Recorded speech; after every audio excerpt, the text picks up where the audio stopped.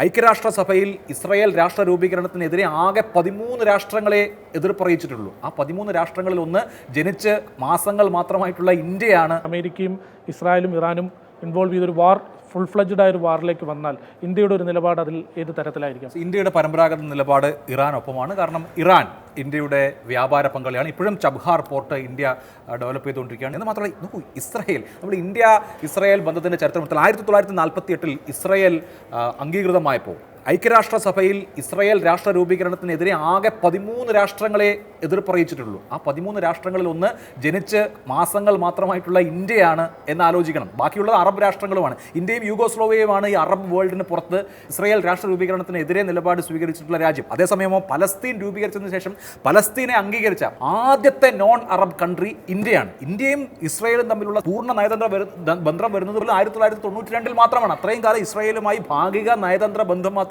ഇന്ത്യക്കുണ്ടായിരുന്നുള്ളൂ. അപ്പോൾ ഈ Israel involve ആയിരിക്കുന്ന കോൺഫ്ലിക്റ്റുകളിൽ എപ്പോഴും ഇന്ത്യയുടെ നിലപാട് പ്രോ പലസ്തീനാണ്. ശരിയാണ്, ഇപ്പോൾ ചെറിയ ചെറിയ പ്രിഫറൻസുകളിൽ മാറ്റമുണ്ടെങ്കിൽ പോലും സമ്പൂർണ്ണമായി ഇന്ത്യൻ ഫോറിൻ പോളിസി എന്നുള്ളത് തലകീഴായി മറഞ്ഞിട്ടില്ല. അപ്പോൾ ഇറാൻ ഇന്ത്യയെ സംബന്ധിച്ച് തന്ത്രപ്രധാന വ്യാപാര പങ്കാളിയാണ്. റഷ്യ ഇന്ത്യയുടെ സുഹൃത്താണ്. അതേസമയം തന്നെ നോക്കൂ, പാകിസ്ഥാൻ അമേരിക്ക ബന്ധം എന്ന് പറയുന്നത് ചരിത്രപരമാണ്. ഇപ്പോൾ ഒരു ഇടവേള ഇക്കാര്യത്തിൽ ഉണ്ടായി എന്നുള്ളത് ഒഴിച്ചാൽ സ്ട്രാറ്റജിക് ആയിട്ടുള്ള ബന്ധം അമേരിക്കയ്ക്ക് പാകിസ്ഥാനുമായി ബന്ധപ്പെട്ടുണ്ട്. നോക്കൂ, അമേരിക്കൻ പ്രസിഡന്റ് ഏതെങ്കിലും തരത്തിലുള്ള ഒരു മീറ്റിംഗ് ഹോൾഡ് ചെയ്യുമ്പോൾ അതിനൊരു പ്രോട്ടോകോൾ ഉണ്ട്. ഒരു രാജ്യത്തെ സൈനിക മേധാവി അമേരിക്കൻ പ്രസിഡന്റ് ഹോസ്റ്റ് ചെയ്യുക എന്ന് പറയുന്നത് തന്നെ ആശ്ചര്യജനകമായ കാര്യമാണ്. നമ്മളിങ്ങനെ പരമ്പരാഗതമായ ലൈൻസിൽ നോക്കുമ്പോൾ ഇറാനാണ് ഇന്ത്യയുടെ പങ്കാളി.